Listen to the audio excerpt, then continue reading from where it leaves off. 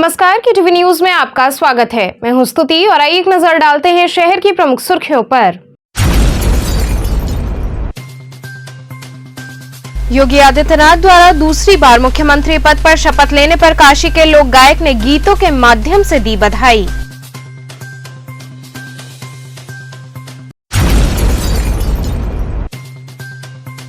काशी पहुंचे आरएसएस प्रमुख मोहन भागवत ने देखी मां गंगा की आरती, साथ ही काशी विश्वनाथ धाम व बाबा काल भैरव के दरबार में लगाई हाजिरी।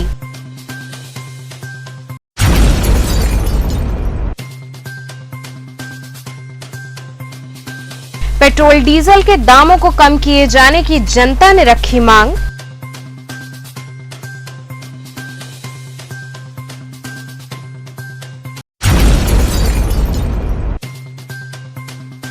और डीएवी पीजी कॉलेज में चल रहे एनएसएस शिविर में स्वयंसेवकों को आपदा प्रबंधन का दिया गया प्रशिक्षण। और अब खबरें विस्तार से। योगी आदित्यनाथ द्वारा दोबारा मुख्यमंत्री पद पर शपथ लेने पर काशी के लोक गायक ने गीतों के माध्यम से उन्हें बधाई दी।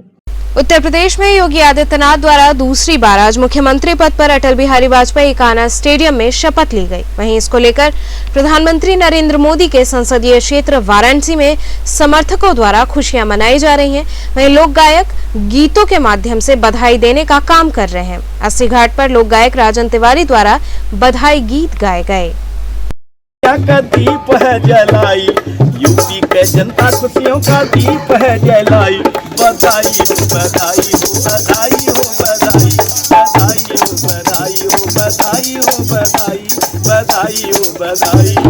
कहना है हमें योगी और मोदी जी के लिए कि एक योगी एक मोदी को चाहा, अंतर क्या दोनों की चाह में बोलो। एक देश संभाला, एक प्रदेश संभाला, एक देश संभाला, एक प्रदेश संभाला। कैसे? अरे मोदी ने तो सूरज बन करे दुनिया में ताप बढ़ाया, योगी जी राह से बन यूपी को धर्म की राह दिखाया। एक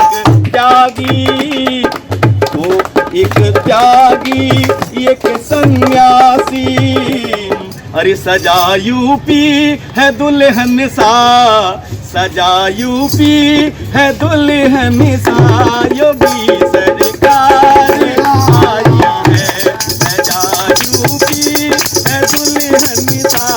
योगी सरकार आई है, सजा यूपी है दुल्हन सा। योगी सरकार आई है, सजा जैसा मोदी ने इसको सजाया कैसा। यूपी सजा है गुलाब जैसा, यूपी सजा है गुलाब जैसा। योगी ने इसको सजाया कैसा, यूपी सजा है गुलाब जैसा। योगी ने इसको सजाया कैसा। हर हर महादेव, काशी विश्वनाथ की आज 80 घाट पर बैठे हैं सुबह से। हमें इतनी खुशी है कि हमारे उत्तर प्रदेश के यशस्वी मुख्यमंत्री माननीय श्री योगी आदित्यनाथ 35 वर्षों के बाद ये गुल खिलाया है इन्होंने, कि कहते हैं जिसे छक्का मारना। 5 वर्ष के बाद दोबारा अगर कोई सरकार बनी है यूपी में तो योगी सरकार बनी है, जिसे नए नाम से बाबा बुलडोजर के नाम से यूपी की जनता पुकार रही है। और जनता की बात छोड़िए, भारत के प्रधानमंत्री माननीय श्री मोदी जी ने भी योगी बाबा को यूपी के लिए पहले ही एक नाम घोषित कर दिया कि यूपी के लिए योगी, अगर योगी है तो यूपी में उपयोगी है। तो उपयोगी बाबा हैं और दोबारा आए हैं। हम काशी की जनता की तरफ से बहुत बहुत बधाई करना चाहते हैं, बहुत बहुत शुभकामनाएं करना चाहते हैं। आरएसएस प्रमुख मोहन भागवत ने मां गंगा की आरती देखी। इसके साथ ही काशी विश्वनाथ धाम व बाबा काल भैरव के दरबार में हाजिरी लगाई। प्रधानमंत्री नरेंद्र मोदी के गढ़ में राष्ट्रीय स्वयंसेवक संघ के संघ प्रमुख मोहन भागवत 5 दिवसीय दौरे पर वाराणसी पहुंचे हैं। संघ प्रमुख डॉक्टर मोहन भागवत संघ की बैठक के बाद अलकनंदा क्रूज पर रविदास घाट से सवार होकर दशाश्वमेध घाट पहुंचे। गंगा के बीचों बीच जलधारा में अलकनंदा क्रूज से उन्होंने दशाश्वमेध घाट पर होने वाली विश्व प्रसिद्ध मां गंगा की आरती को देखा। संघ प्रमुख के स्वागत के लिए दशाश्वमेध घाट पर विशेष तैयारियां की गई थी। वहीं आरएसएस कार्यकर्ता दशाश्वमेध घाट पर खड़े होकर संघ प्रमुख का अभिवादन करते हुए दिखे। गंगा आरती में शामिल होने के बाद वे काशी विश्वनाथ धाम पहुंचे, जहां उन्होंने मंदिर के गर्भगृह में जाकर बाबा विश्वनाथ का दर्शन पूजन और रुद्राभिषेक किया। इसके बाद वे काशी के कोतवाल बाबा काल भैरव के दरबार में पहुंचे, जहां पर उन्होंने विधि विधान से पूजन अर्चन किया। पेट्रोल डीजल के दामों को कम किए जाने की जनता ने मांग की। पेट्रोल डीजल की मूल्य वृद्धि को लेकर जनता में काफी मायूसी है। काशी की जनता का कहना है कि यदि इसी प्रकार से पेट्रोल और डीजल के दाम बढ़ते रहे तो वाहन चलाना मुश्किल हो जाएगा। सरकार को इस पर ध्यान देना चाहिए। लोगों ने सरकार से अपील की कि जनता हित को ध्यान में रखते हुए पेट्रोल डीजल के मूल्यों में गिरावट की जाए। वाराणसी में 2 से 3 दिन में पेट्रोल और डीजल का फिर से दाम की बढ़ोतरी देखने को मिल रही है। तो इस समय हम गुदोलिया के पेट्रोल पंप पे खड़े हुए हैं, जहां पे वाराणसी गिरजाघर चौराहे पर पेट्रोल पंप है। वहां पे इस समय उपस्थित है और जो पेट्रोल डलवाने आ रहे हैं उनसे हम बात करने की कोशिश करेंगे। जो रेट बढ़ा है उसको लेकर सबसे पहले सर का नाम जानना चाहेंगे। राकेश सिंह। राकेश जी, पेट्रोल का दाम 2 से 3 दिन में फिर से बढ़ा, उसको लेकर क्या लगता है? पेट्रोल का दाम दिन प्रतिदिन महंगाई के स्तर को छूती जा रही है, जिससे महंगाई बढ़ने के चांसेस भी बढ़ रहे हैं। इस महंगाई से कितना असर पड़ सकता है? बहुत असर पड़ेगा, घर पे असर पड़ेगा, हमारे दैनिक जीवन पे असर पड़ेगा और पड़ता ही जा रहा है। बहुत बहुत धन्यवाद। मतलब कि उन्होंने कहा कि महंगाई का असर पड़ सकता है पेट्रोल डीजल के साथ। एक भाई साहब और भी हैं, इनसे भी हम जानने की बात करने की कोशिश करेंगे। आपका नाम सर? राजेंद्र यादव। राजेंद्र जी, पेट्रोल और डीजल का दाम 2 से 3 दिन में फिर से पैसा बढ़ा है, जो रेट बढ़ा है, उसको लेकर क्या लगता है कि कितना जनता कॉपरेट कर रही है? आप लोग पेट्रोल लगवाने जा रहे हैं, कितना आप लोग सक्षम है? भाई, जो लोग कॉपरेट कर सकते हैं वो तो कर रहे हैं, बट जो नहीं कर सकता है, जिनका छोटा बजट है, उसके दिल से पूछे कि उसके ऊपर क्या बीत रही है। वो अपना काम थोड़ा सा समेट के आधा काम वो बाइक में कर रहा है, आधा काम वो रिक्शे और साइकिल में कर रहा है। इस पर क्या होना चाहिए? सरकार से क्या मांग? सरकार से हमें ये अपेक्षा करते हैं, उनसे हमारी ये मांग है कि पेट्रोल का दाम तो कम से कम थोड़ा कम करें। पेट्रोल का दाम कम करने से कई चीज़ों पे इसका प्रभाव आएगा भैया। कई चीज़ों के रेट्स कम होंगे। चावल, दाल, तेल, जो हमारे ज़रूरत की रोज़ की चीज़ें हैं उनमें फ़र्क पड़ता है इसका। पेट्रोल और डीजल, जैसे कि आपने देखा कि लगातार जनता का यही कहना है कि जो पेट्रोल का रेट बढ़ाया गया है, देख सकते हैं हम मीटर के पास हैं और हमारे सहयोगी दिखा सकते हैं। 2 से 3 दिन में जो पेट्रोल का रेट गया है, देख सकते हैं आप 98.49 जो देख सकते हैं यहाँ पे रेट दिखाई दे रहा है। डीजल और पेट्रोल दोनों का रेट यहाँ पे बढ़ा हुआ है। और इस समय गुदुलिया के पेट्रोल पंप पे खड़े हुए हैं, जहाँ पे देख सकते हैं आप लगातार कस्टमर जो यहाँ पे आ रहे हैं उनसे हम बात करने की कोशिश भी कर रहे हैं। भाई साहब और हैं, इनसे भी बात करनी चाहेंगे कि जो पेट्रोल का रेट बढ़ रहा है इसको लेकर कितना दिक्कतें सामने आ रही है। भाई साहब का नाम क्या है? राजू जी, जो पेट्रोल का दाम बढ़ा है 2 से 3 दिन में वाराणसी में, क्या लगता है इससे कितना कॉपरेट करना पड़ रहा है? एक रेट जो बढ़ा है सर, इस पर हमारे आर्थिक स्थिति पर तो असर पड़ ही रहा है जी। अब ये गवर्नमेंट इस पर कोई विचार ही नहीं कर रही है, जिससे कि गवर्नमेंट को क्या करना चाहिए? अरे रेट जो पहले था समतल, कांग्रेस सरकार में 70 था, इस समय जो आप 100 के रेंज में ले गए हैं, इसकी भरपाई जनता ही कर रही है ना। बहुत बड़े मतलब कि जितनी भी जनता यहाँ पर है उनसे हमने बात किया, उन्होंने यही कहा कि रेट को लेकर प्रतिदिन रेट जो बढ़ रहा है उसको लेकर काफ़ी दिक्कतें किल्लतें हो रही हैं। अब कुछ लोगों का कहना है कि महंगाई शायद बढ़ रही है, उसको गवर्नमेंट को कम करना चाहिए। जनता की ये अपील है गवर्नमेंट से। अब देखना ये है कि रेट जो 2 से 3 दिन में जो आगे बढ़े हैं पेट्रोल और डीजल के, उसको लेकर गवर्नमेंट क्या सोचती है। जनता की बातों से यही लगता है कि जनता कहीं ना कहीं मायूस है रेट को बढ़ोतरी को देखते हुए। वाराणसी से कैमरा पर्सन खुर्शीद आलम के साथ KTV न्यूज़ के लिए जुनेद, वाराणसी से। डीएवीपीजी कॉलेज में चल रहे एनएसएस शिविर में स्वयंसेवकों को आपदा प्रबंधन का प्रशिक्षण दिया गया। डीएवीपीजी कॉलेज की राष्ट्रीय सेवा योजना की 8 इकाइयों द्वारा चल रहे सप्ताहव्यापी विशेष शिविर के दूसरे दिन एनडीआरएफ द्वारा स्वयंसेवकों को आपदा प्रबंधन का प्रशिक्षण दिया गया। स्वर्गीय पीएन सिंह यादव स्मृति सभागार में आयोजित प्रशिक्षण शिविर में आग लगने, बाढ़ की परिस्थिति, भूकंप में फंसने, जैसी आपदाओं से निपटने के उपाय बताए गए। मुख्य प्रशिक्षक एनडीआरएफ के इंस्पेक्टर मनीष चौबे ने स्वयंसेवकों को प्रशिक्षण देते हुए बताया कि किसी भी प्रकार की गंभीर प्राकृतिक आपदा हो अथवा किसी दुर्घटना के समय सबसे पहले एनडीआरएफ के जवान ही मौके पर पहुंचते हैं। राष्ट्रीय सेवा योजना के स्वयंसेवक यदि प्रशिक्षित हो तो वे किसी भी संकटकालीन परिस्थिति में मदद पहुंचा सकते हैं। इस अवसर पर जवानों का स्वागत कार्यक्रम अधिकारी डॉक्टर वंदना बालचंदनानी ने किया। इस अवसर पर मुख्य रूप से डॉक्टर कल्पना सिंह, डॉक्टर प्रतिमा गुप्ता, डॉक्टर सिद्धार्थ सिंह, डॉक्टर शशिकांत यादव इत्यादि बड़ी संख्या में स्वयंसेवक उपस्थित रहे। आज 7 दिवसीय जो कैंप था उसका दूसरा दिन है और बच्चों को ये बताने के लिए कि किस तरह हमारे जो एनडीआरएफ के सदस्य हैं किस तरह से वो कार्यरत हैं। जितनी तरह की डिज़ास्टर्स जो हैपन होते हैं जैसे कि अर्थक्वेक है या फिर केदारनाथ पे जो हुआ था या इतनी तरह की आपदाएं आती हैं, कैसे ये अपनी जी जान लगा देते हैं सबको बचाने के लिए।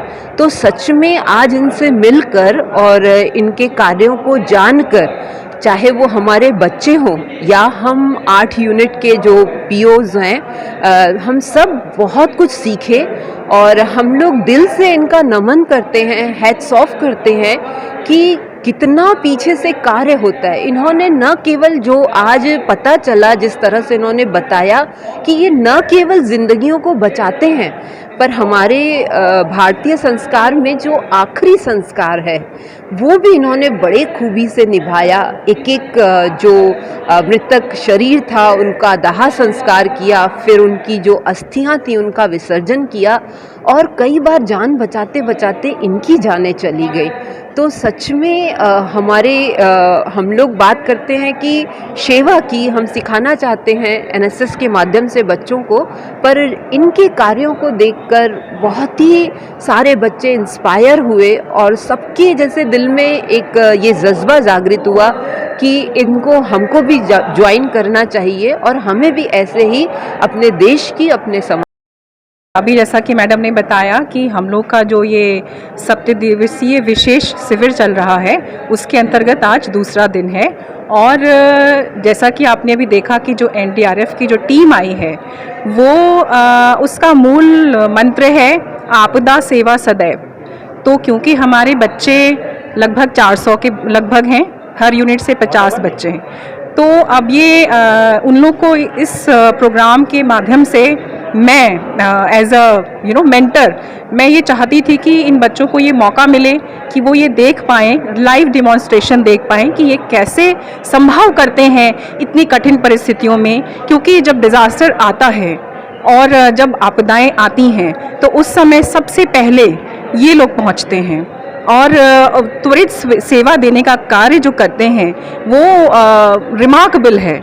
उसका हम लोग कितना भी चाहें तो हम उनके हम सदैव ऋणी रहेंगे, क्योंकि ये जो कार्य है वो जैसा कि मैम ने भी बताया कि कोई बॉडी को टच नहीं करना चाहता है और उस जगह जो फैसिलिटीज़ उस समय ज़रूरी होती हैं वो फैसिलिटीज़ अरेंज करना ये बहुत बड़ा जिम्मेदारी होती है। कितना छात्रों को इससे लाभ मिल रहा है क्या? सभी छात्रों को, क्योंकि हमारी जो यूनिट्स हैं, जैसे मैं यूनिट ए से वैसे ही समस्त पीओ यहाँ पे उपस्थित हैं और हर लोग अपने वॉलेंटियर्स लगभग 50 वॉलेंटियर हर किसी के अंडर में काम कर रहे हैं। तो सभी बच्चे, मैक्सिमम बच्चे यहाँ पे उपस्थित हैं और उन सबको हम सिर्फ ये दिखाएंगे ही नहीं कि कैसे ये किया जाता है, बल्कि जो आगे आने वाला समय है, हमारा अभी 5 दिन बच्चे हैं, उसमें हम इस स्किल को यूज करने के लिए उनको तैयार करेंगे। बीएचयू लॉ फैकल्टी के एक छात्र से मारपीट के संदर्भ में आक्रोशित छात्रों ने सिंहद्वार बंद कर धरना प्रदर्शन किया। काशी हिंदू विश्वविद्यालय के सर सुंदरलाल अस्पताल के नाक कान एवं गला रोग विभाग में बाउंसर द्वारा लॉ फैकल्टी के छात्र के साथ मारपीट का मामला अब तूल पकड़ता दिखाई दे रहा है। इस संबंध में लंका थाने में तहरीर देने गए छात्रों का आरोप है कि पुलिस ने मुकदमा दर्ज करने से इनकार कर दिया है, जिसके बाद लॉ फैकल्टी के छात्रों ने सिंहद्वार पर धरना प्रदर्शन शुरू कर दिया। गुरुवार की सुबह अपने परिजनों को नाक कान एवं गला रोग विभाग में दिखाने पहुंचे बीएचयू लॉ फैकल्टी के मीडिया कम्युनिकेशन लॉ के छात्र दुलारे प्रसाद ने आरोप लगाया है कि वहां मौजूद बाउंसर्स ने उनके साथ अभद्रता की और उन्हें मारा पीटा। इसका आरोप लगाते हुए उन्होंने लिखित शिकायत चीफ प्रॉक्टर कार्यालय में दी थी। इसके अलावा छात्रों ने एक लिखित तहरीर थाना लंका में भी दी है। छात्रों का आरोप है कि पुलिस ने उनकी तहरीर लेने से इनकार कर दिया है और किसी भी प्रकार का मुकदमा नहीं दर्ज किया। इस बात से आक्रोशित छात्रों ने बीएचयू सिंहद्वार बंद कर दिया और नारेबाजी करने लगे। मौके पर बीएचयू के सुरक्षाकर्मी, प्रॉक्टर कार्यालय के कर्मचारी और भारी संख्या में पुलिस मौजूद है। बीएचयू के छात्र हैं दुलारे प्रसाद जी, वो इलाज कराने के लिए गए थे अपने परिजन का, तो उनके साथ बाउंसर ने मारपीट की, गाली गलौज किया। जब बताया कि हम बीएचयू के छात्र हैं, बीएचयू कमेटी के सदस्य हैं, तो उन्होंने जातिगत रूप से भी गाली दी। और उसके बाद में जब हम लोग यहाँ पे प्रॉक्टोरियल के पास गए, प्रॉक्टोरियल बाउंसर का ही पक्ष ले रहा था, दलाली कर रहे थे बाउंसर की प्रॉक्टोरियल वाले। उसके बाद हम लोगों ने लंका थाने पे भी अपनी एफआईआर दी और हमने चौकी पर भी दी।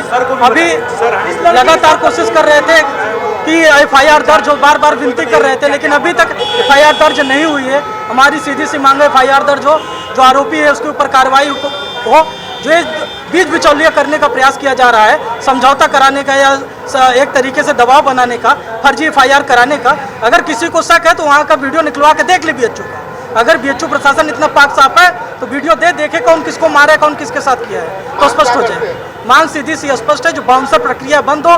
जितने बाउंसर इस तरीके से छात्रों को पीटने में, कि महिला की छेड़खानी के साथ छात्राओं की छेड़खानी में लिप्त है, उनको तुरंत बर्खास्त किया जाए। ये प्रक्रिया ही पूरी बर्खास्त होनी चाहिए। ये छात्रों के हित में नहीं है। अभी इस समय मैं एमकॉम सेकेंड ईयर की स्टूडेंट हूँ फैकल्टी ऑफ कॉमर्स में। अभी से तीन महीने पहले का ये मामला है कि ट्रामा सेंटर में मेरी बहन एडमिट थी, उनका एक्सीडेंट हुआ था। तो वहाँ पे बाउंसर ने कंटिन्यू 3 महीने मुझे उसने परेशान किया था और वहाँ पे कंप्लेन करने के बाद भी कोई एक्शन नहीं लिया जा रहा था, कोई सुन नहीं रहा था। फिर हम भैया लोगों के पास आए, उनको बताएं कि ऐसा ऐसा हुआ है, तो फिर ये लोग जाके बात किए और उसके बाद वहाँ पे कोई सुनता नहीं है। और वो लोग मेरे साथ तो करते ही करते हैं, कमेंट करते हैं, टॉन्ट मारते हैं। एक तो किसी का पेशेंट एडमिट है, वो ऑलरेडी इतना परेशान रहता है और ये लोग और टॉर्चर करते हैं और परेशान करते हैं और लड़कियों को अब्यूज़ करते हैं। उससे भी बड़ी बात है कि मैंने वहाँ पे 1.5 महीने हॉस्पिटल में थी मैं। उसके बाद मैंने ये देखा कि अदर लड़कियों को जो गांव से आते हैं, जिन्हें कुछ पता नहीं होता है, नंबर लगवाने के चक्कर में उनका पर्चा ऊपर नीचे कर देते हैं, उन पर प्रेशर बनाते हैं और इस तरह से वहाँ पे लड़कियों को परेशान किया जाता है। और बाउंसर तो यहाँ के इतने बदतमीज है कि धक्का तक दे देते हैं और इतना उल्टा सीधा शब्दों का इस्तेमाल करते हैं। बाउंसर प्रोटेक्शन के लिए रखे गए हैं कि लोगों को प्रोटेक्ट करें, उनकी हेल्प करें, ना कि वहाँ पे जो लड़कियाँ आ रही हैं उनको अब्यूज़ करें, कमेंट करें और उनको एक तरह से मानसिक यातना दिया जाता है। सेंट केसी मेमोरियल इंग्लिश स्कूल की जालूपुर नेवादा शाखा के स्थापना दिवस एवं परीक्षा फल वितरण समारोह का आयोजन किया गया। सेंट केसी मेमोरियल इंग्लिश स्कूल जालूपुर नेवादा स्थित शाखा का 7वां स्थापना दिवस समारोह एवं वार्षिक परीक्षा फल वितरण समारोह का आयोजन किया गया। कार्यक्रम का शुभारंभ मुख्य अतिथि चिराईगांव बीईओ स्कंद गुप्ता द्वारा दीप प्रज्वलित कर किया गया। इसके बाद विद्यालय के प्रधानाचार्य शुभम तिवारी, प्रबंधक रविनंदन तिवारी, निदेशिका तृप्ति तिवारी ने विद्यालय के संस्थापक के तैल चित्र पर पुष्प अर्पित करते हुए उन्हें नमन किया।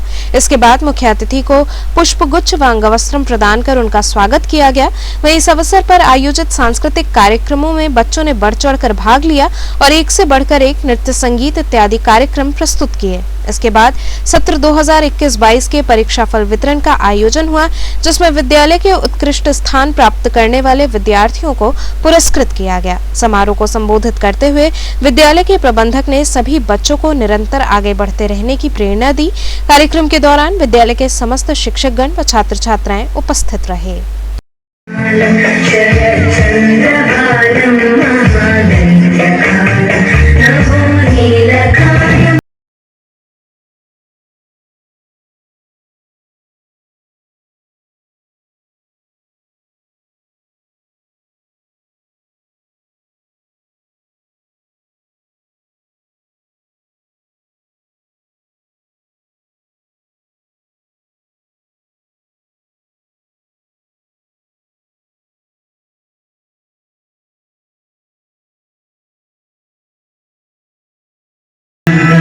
आदिदेव शंकरा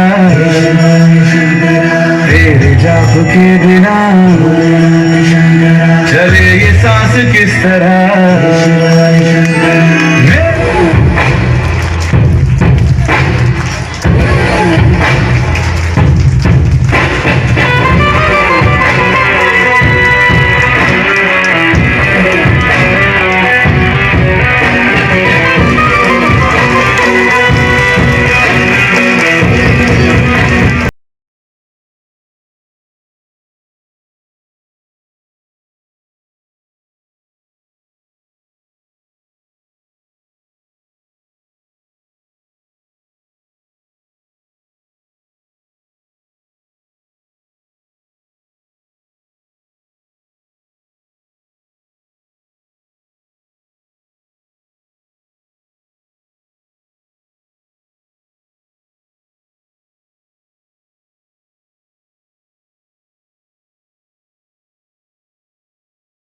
आज हमारे यहाँ इस विद्यालय का 7वां स्थापना दिवस समारोह जो है बड़े ही भव्य तरीके से संपन्न किया जा रहा है। आज इस अवसर पर हम लोगों ने अपने वर्ष 2021 और 22 के अंक पत्र वितरण का भी कार्यक्रम समारोह के रूप में संपन्न कराया है। आज क्या संदेश दे रही हैं आज इस कार्यक्रम के माध्यम से यह संदेश हमारे प्रबंधक एवं प्रधानाचार्य जी देना चाहते थे। उनकी इच्छा थी कि हमारे यहाँ जो बच्चे हैं अपनी जो पढ़ाई करते हैं अपने सब्जेक्ट पाठ्यक्रम के अलावा उनके अंदर जो विशिष्ट प्रतिभाएं हैं उसको ज़्यादा जोर दिया जाएगा, उनके अंदर छिपी हुई प्रतिभाओं को निकाला जाए ताकि वे एक अच्छे नागरिक बनकर अपनी विशिष्ट पहचान जो है समाज में सबके सामने प्रस्तुत कर सकें। चाहे ये जरूरी नहीं है कि कोई हम पढ़ करके कोई हम प्रोफेसर बनेंगे या इंजीनियर बनेंगे। यदि उनके अंदर नृत्य की क्षमता है तो वो उस क्षेत्र में जाएं, यदि उनके अंदर खिलाड़ी बनने की क्षमता है तो वो अपनी विशिष्ट क्षमताओं को अपने अंदर से निकाल करके उस क्षेत्र में जाके अपना विशिष्ट स्थान हासिल करें। ये हमारे यहाँ आज बच्चों को ये संदेश भी। यहाँ रुकेंगे एक छोटे से ब्रेक के लिए, आप बने रहिए KTV के साथ।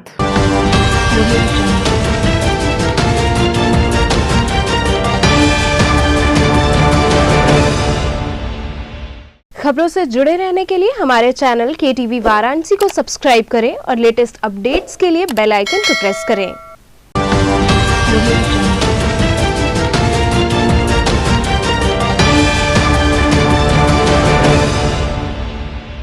ब्रेक के बाद आपका स्वागत है। स्वामी हरसेवानंद पब्लिक स्कूल में नए शैक्षणिक सत्र का शुभारंभ हुआ। स्वामी हरसेवानंद पब्लिक स्कूल में नया शैक्षणिक सत्र 2022-23 की विधिवत शुरुआत हुई। विद्या की देवी मां सरस्वती की आराधना एवं विद्यालय के प्रेरणापुंज स्वामी हरसेवानंद जी महाराज के पूजन के साथ ज्ञानदीप प्रज्वलन से नई कक्षाओं में पठन पाठन की प्रक्रिया प्रारंभ की गई। कार्यक्रम का प्रारंभ सभी कक्षाओं को सैनिटाइज कर द्वारवंदन तथा परिसर को आकर्षक ढंग से सजाकर सर्वप्रथम प्रार्थना सभा में देवी सरस्वती एवं स्वामी हरसेवानंद जी महाराज के तैल चित्र पर माल्यार्पण विद्यालय के प्रबंधक बाबा प्रकाश ध्यानानंद ने किया। इसके बाद ज्ञान ज्योति पुंज के रूप में दीप प्रज्वलित किया गया। इसके बाद एक सार्वजनिक प्रार्थना सभा तथा राष्ट्रगान की प्रस्तुति हुई। प्रार्थना सभा को संबोधित करते हुए बाबा प्रकाश ध्यानानंद ने कहा कि ये नई शुरुआत सभी शिक्षार्थियों के लिए सफलता का पहला सोपान है, जिससे होकर उनके द्वारा निश्चित किए गए आखिरी लक्ष्य तक पहुंचना है। इसमें नियमितता, अनुशासन, कड़ी मेहनत और समर्पण सहायक सिद्ध होंगे। कार्यक्रम में प्रधानाचार्य चंद्रशेखर सिंह, डॉक्टर AK चौबे, रचना अग्रवाल, अमिता सिंह सहित समस्त शिक्षक, शिक्षिकाएं, कर्मचारी एवं छात्र छात्राओं की उपस्थिति रही। आर्य महिला PG कॉलेज की NSS इकाई द्वारा गंगा स्वच्छता एवं विरासत संरक्षण कार्यक्रम का आयोजन 80 घाट पर किया गया। आर्य महिला PG कॉलेज की राष्ट्रीय सेवा योजना की 5 इकाइयों द्वारा गंगा स्वच्छता एवं विरासत संरक्षण जागरूकता विषयक कार्यक्रम का आयोजन 80 घाट पर किया गया। राष्ट्रीय सेवा योजना की 5 इकाइयों के कार्यक्रम अधिकारियों के निर्देशन में स्वयं सेविकाओं ने नुक्कड़ नाटक के माध्यम से लोगों में जागरूकता लाने का प्रयास किया। साथ ही साथ चित्र एवं रैली के माध्यम से गंगा की विरासत के महत्व को समझाया। कार्यक्रम अधिकारी डॉक्टर अन्नपूर्णा दीक्षित, डॉक्टर अनीता सिंह, गरिमा गुप्ता, डॉक्टर विनीता एवं डॉक्टर पूनम जायसवाल ने गंगा स्वच्छता, गंगा की विरासत को संरक्षित रखने एवं वाराणसी के पर्यटन विकास में गंगा घाट की महत्ता को समझाया। कार्यक्रम में कॉलेज की राष्ट्रीय सेवा योजना की छात्राओं ने सक्रिय सहभागिता दी एवं अपने विचार रखे। हमारे यहाँ कल 24 तारीख से 30 तारीख तक के लिए 7 दिवसीय राष्ट्रीय सेवा योजना का शिविर आरंभ किया गया है, जिसके अंतर्गत आज हम द्वितीय दिन यहाँ पर एकत्र हुए हैं अपने बच्चों में गंगा स्वच्छता एवं उसकी विरासत संरक्षण के प्रति जागरूकता फैलाने के लिए, जिसके अंतर्गत हमारी 250 छात्राएं यहाँ पे आई हुई हैं, जो नुक्कड़ नाटक के माध्यम से, पोस्टर के माध्यम से लोगों को अवेयर करेंगी कि किस प्रकार से हम अपनी गंगा को संरक्षित रख सकते हैं, सुरक्षित रख सकते हैं आने वाली पीढ़ियों के लिए। तो यदि ये पीढ़ी जागरूक होगी तभी ये जाके आगे की पीढ़ियों को अवेयर करेगी। पर गंगा का हमारे यहाँ केवल धार्मिक महत्व ही नहीं है, बल्कि इसका आर्थिक और सामाजिक महत्व भी है, मनोवैज्ञानिक महत्व भी है और पर्यटन के दृष्टिकोण से भी बहुत महत्व है। लाखों लोग प्रतिवर्ष यहाँ पे आते हैं, देश से ही नहीं विदेशों से भी यहाँ पे आते हैं और जिसका अर्थशास्त्री के रूप में मैं कह सकती हूँ कि अर्थव्यवस्था के लिए बहुत बड़ा योगदान होता है। और मनोवैज्ञानिक दृष्टिकोण से यदि हम बात करते हैं तो यदि आप जरा सा भी स्ट्रेस होते हैं और गंगा घाट पे आकर के बैठ जाते हैं तो आप पूरी तरह से रिलीव्ड हो जाते हैं, आपका जो स्ट्रेस होता है वो ख़त्म हो जाता है। तो ज़रूरत इस बात की है कि हर व्यक्ति गंगा के महत्व को जाने, उसकी विरासत को संजोने में अपना योगदान दे। ऐसे कार्य से आप समाज को क्या संदेश देना चाह रहे हैं? समाज को हम ये संदेश देना चाहते हैं कि गंगा को केवल धार्मिक रूप में ही ना ले, बल्कि गंगा के अन्य महत्व को भी जाने और किस प्रकार से हम गंगा को संरक्षित रख सकते हैं। हम आते हैं गंगा में रिचुअल पॉइंट ऑफ व्यू से नहाते हैं और चले जाते हैं, हम ये नहीं सोचते हैं कि हम कितनी गंदगी गंगा में कर रहे हैं। तो हम गंगा आए, घूमने जरूर आए, लेकिन यहाँ पे एक भी रैपर यहाँ पे फेंक करके ना जाएं, बल्कि पड़ा हुआ है तो उसको उठाने की कोशिश करें कि गंगा यदि स्वच्छ रहेगी तभी हमारा जीवन सुरक्षित रहेगा। योगी आदित्यनाथ द्वारा दूसरी बार मुख्यमंत्री पद पर शपथ लेने के उपलक्ष्य में भाजपा पिछड़ा वर्ग मोर्चा द्वारा पूजन अर्चन किया गया। भारतीय जनता पार्टी पिछड़ा वर्ग मोर्चा की ओर से गुदौलिया क्षेत्र स्थित बड़ा देव मंदिर में पूजन अर्चन का कार्यक्रम आयोजित किया गया। इस अवसर पर भाजपा काशी क्षेत्र उपाध्यक्ष पिछड़ा वर्ग मोर्चा अनूप जायसवाल ने कहा कि मुख्यमंत्री योगी आदित्यनाथ द्वारा दोबारा उत्तर प्रदेश के मुख्यमंत्री पद पर शपथ लिए जाने के उपलक्ष्य में हमने यहाँ पूजन अर्चन किया है और बाबा विश्वनाथ व मां अन्नपूर्णा से हमने यही कामना की है कि प्रधानमंत्री के नेतृत्व में भारत को विश्व गुरु और मुख्यमंत्री योगी आदित्यनाथ के नेतृत्व में उत्तर प्रदेश को उन्नत प्रदेश बनाने की उन्हें सामर्थ्य प्रदान करें। आज हम सब ने महादेव जी के मंदिर में माननीय योगी जी के पुनः दोबारा मुख्यमंत्री के शपथ ग्रहण के अवसर पर काशी में मां गंगा बाबा विश्वनाथ से ये प्रार्थना किया है कि माननीय मोदी जी के नेतृत्व में भारत को विश्व गुरु और योगी जी के नेतृत्व में उत्तर प्रदेश को उन्नत प्रदेश बनाने का काम बाबा विश्वनाथ मां गंगा इनको प्रदान कर सामर्थ्य प्रदान करें कि ये उत्तर प्रदेश को अपराध मुक्त, भ्रष्टाचार मुक्त और विकास के रास्ते पर ले जाने का काम करें जनसेवक के रूप में, जैसा कि योगी जी कहते हैं। और हम सब उनके साथ कंधे से कंधा मिला करके जनता की सेवा के लिए पुनः दूसरी बार तत्पर है। जनता ने इतना विशाल बहुमत के साथ हम सबको जो आशीर्वाद दिया है उसके लिए हम पूरे उत्तर प्रदेश की जनता के ऋणी हैं। उनका आभार व्यक्त करते हैं, उनका वंदन है, अभिनंदन है, उनका स्वागत है, उनको ढेरों शुभकामनाएं हैं पुनः योगी जी की सरकार। किराकतपुर गांव की महिलाओं ने एक व्यक्ति का गांव के ही लोगों द्वारा अपहरण करने का आरोप लगाते हुए मंडवाडी थाने का घेराव किया। मंडवाडी थाना क्षेत्र के किराकतपुर गांव निवासी महिलाओं द्वारा गांव के ही व्यक्तियों पर अपहरण का आरोप लगाकर मंडवाडी थाने का घेराव किया गया। घेराव कर रही महिला ने बताया कि 10.5 बिस्सा जमीन है जिसको मेरे पति द्वारा बनवाने का काम किया जा रहा था। गांव के ही कुछ लोगों ने इसका विरोध किया, जिस पर उन्होंने लेखपाल से जमीन जांच कराकर बनवाने की बात कही, जिस पर उन लोगों ने जान से मारने की धमकी दी। गाँव के ही लोगों द्वारा जेसीबी बुलाकर मिट्टी निकालने का काम किया जा रहा था, जिस पर उन्होंने आपत्ति दर्ज की थी। उसके 2 दिन बाद जब वो सुबह दूध लेने निकले तो उनको अगवा करा लिया गया। उनको खोजने की मांग को लेकर ही हम लोग मंडवाडी थाने का घेराव कर रहे हैं। कहाँ के रहने वाली हैं आप? किराकतपुर की। क्या मामला, किस लिए थाने पर आई हैं? साहब यही जमीन के मामला है और वही जमीन से मेरे आदमी की धमकी आए कि तुमको जहाँ देखेंगे हम शूट कर देंगे। हम लोग भूल गए कि गरीब आदमी के क्या करेंगे सर। हम लोग अनुभव में हो गए, सब नहीं जाने कि ऐसा करेगा। मेरा आदमी दूध लेने 7 बजे डेली आते हैं चाय पीने, तो बोले कि मेरा लड़का बोले कि अब्बा तुम मत जाओ, पापा हम जाएंगे दूध लेकर चला आएंगे। तो माने नहीं, हम भी मना करें नहीं माने, तो अपना आए उठाकर डब्बा दूध लेने, आए दूध लिए सर, दूध लेकर गाड़ी पर टांगे, अब गाड़ी चालू करें कि नहीं, गाड़ी इधर के घुमाएं चालू करने बदे। अब वहाँ दूध टंगा हुआ गाड़ी है, उनको 9 बज गए। फोन लगा जब खाना निकालने किया बहू मेरा, हम बोले कि अभी कैसे खाएंगे, तेरा पापा नहीं आया है, आ जाने देते का। फोन लगा रहे सर जी, इनका मोबाइल बंद है, स्विच ऑफ स्विच ऑफ। मेरा लड़का खाने का तरह खाना छोड़कर वो आया दुकान पर, बोला चाचा मेरा बाप यहाँ आया था, तो क्या हुआ?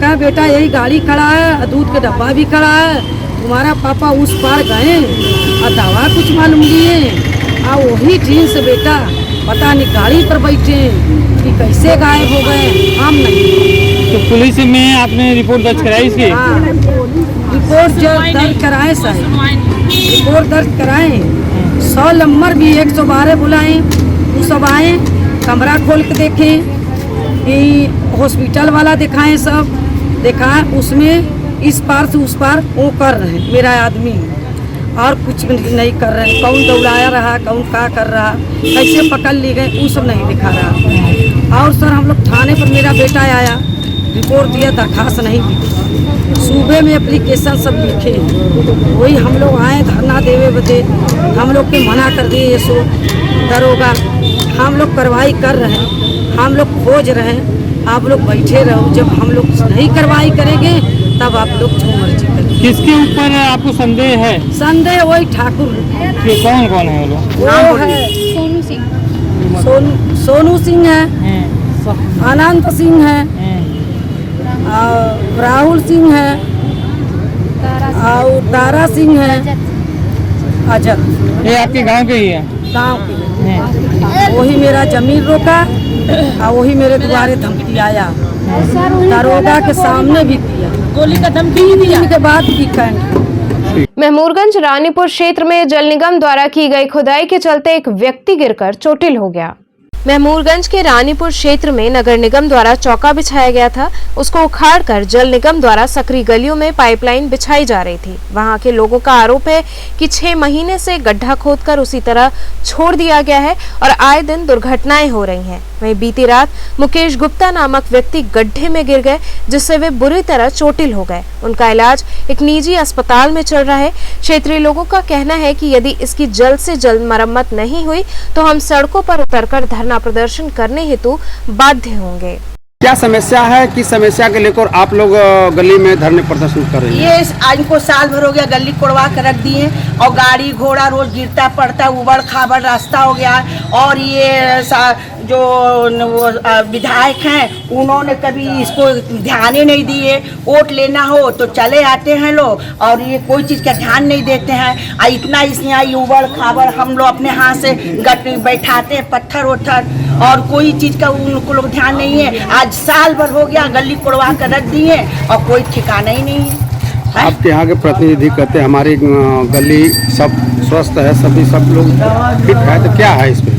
अब इसमें वो लोग समझाना देते हैं कि बन जाएगा, लेकिन कोई सुनवाई नहीं है, कोई वो नहीं है। कहीं आपकी बातें नहीं मानेंगे तो आगे अब क्या करेंगे? आगे हम लोग कोई कार्रवाई करेंगे, नहीं मानेंगे तो फिर कार्रवाई करेंगे और क्या करेंगे, हम लोग यही करेंगे अपना। काशी व्यापार प्रतिनिधि मंडल द्वारा होली मिलन एवं हास्य कवि सम्मेलन आयोजित किया गया।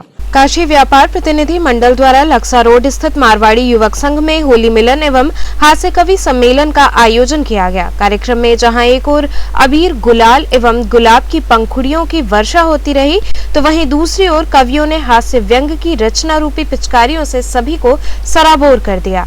इस अवसर पर सबसे पहले व्यापारियों ने अबीर गुलाल लगाकर एक दूसरे को होली की बधाई दी। इसके बाद हास्य कवि बद्री विशाल के संयोजन में हुए हास्य कवि सम्मेलन में धर्म प्रकाश मिश्र, दिनेश सिंह, डंडा बनारसी, सिद्धनाथ शर्मा आदि कवियों ने अपने अंदाज में सभी को ठहाके लगाने को मजबूर कर दिया। कार्यक्रम के प्रारंभ में अध्यक्ष राकेश जैन ने स्वागत तथा अंत में धन्यवाद प्रकाश रविशंकर सिंह ने किया। कार्यक्रम में प्रमुख रूप से संरक्षक अरुण केशरी, विजय यादव, अखिलेश सिंह, शालिनी गोस्वामी, मदन वर्मा इत्यादि लोग उपस्थित रहे। जब घर में एक खूंखार पत्नी होती है तो हास्य कवि स्वतः पैदा हो जाता है। संयोग से इस मामले में मैं धनी हूँ। पत्नी हमसे सवाल करती है, मैं उसका जवाब देता हूँ। कविता का शीर्षक है शंका और समाधान। पत्नी ने पूछा जी, पत्नी ने पूछा जी, ये विश्वासघात क्या होता है? मैंने कहा जो तेरे बाप ने मेरे साथ किया है बस ऐसा ही होता है। फिर पत्नी ने पूछा जी, फिर पत्नी ने पूछा जी, ये लौह पुरुष कौन होते हैं? मैंने कहा जो मेरी तरह घर के कड़ाही और चमचे होते हैं वही लौह पुरुष। आते ही मधुमास बदल जाते मौसम के तेवर। अरे बुढ़वा पापा समझना कर खुद को हमारा देवर। अरे बुढ़वा पापा समझना कर खुद को हमारा देवर। लगे वो आखिरी जुम्मा, लगे वो आखिरी जुम्मा, फिर भी मांगे वो चुम्मा।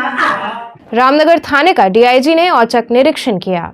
रामनगर थाने का डीआईजी सुभाष चंद्र दुबे ने निरीक्षण किया। सैकड़ों वर्ष पुरानी जर्जर बिल्डिंग में चल रहे मरम्मत व नवनिर्मित बिल्डिंग का उन्होंने औचक निरीक्षण किया तथा इसी क्रम में थाने के शिकायती रजिस्टर तथा मेस व मालखाने का निरीक्षण किया गया, जिसमें डीआईजी सुभाष चंद्र दुबे संतुष्ट नजर आए।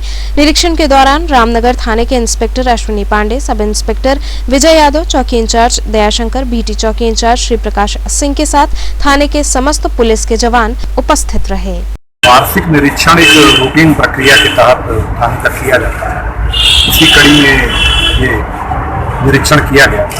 निरीक्षण के दौरान साफ सफाई की व्यवस्था के साथ साथ थाने की जो आधारभूत संरचना है उसका भी निरीक्षण किया जाता है, क्योंकि ये थाना भी निर्माणाधीन प्रक्रिया से गुजरने वाला डिस्पोजल होना है पुरानी बिल्डिंग का।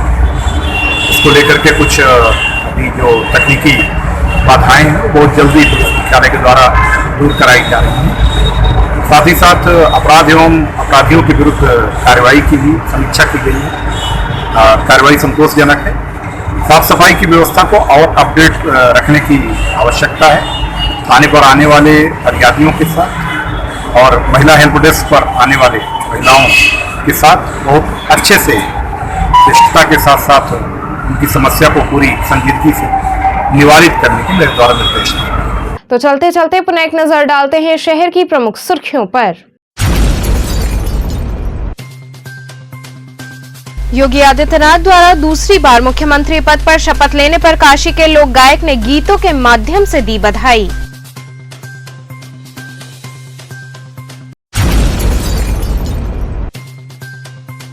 काशी पहुंचे आरएसएस प्रमुख मोहन भागवत ने देखी मां गंगा की आरती, साथ ही काशी विश्वनाथ धाम व बाबा काल भैरव के दरबार में लगाई हाजिरी।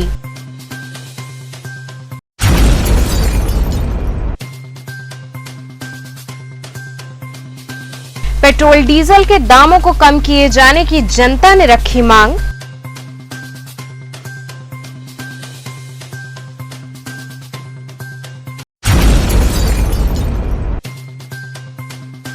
और डीएवी पीजी कॉलेज में चल रहे एनएसएस शिविर में स्वयं सेवकों को आपदा प्रबंधन का दिया गया प्रशिक्षण। तो ये थे आज के समाचार। कल फिर होगी मुलाकात, तब तक के लिए नमस्कार।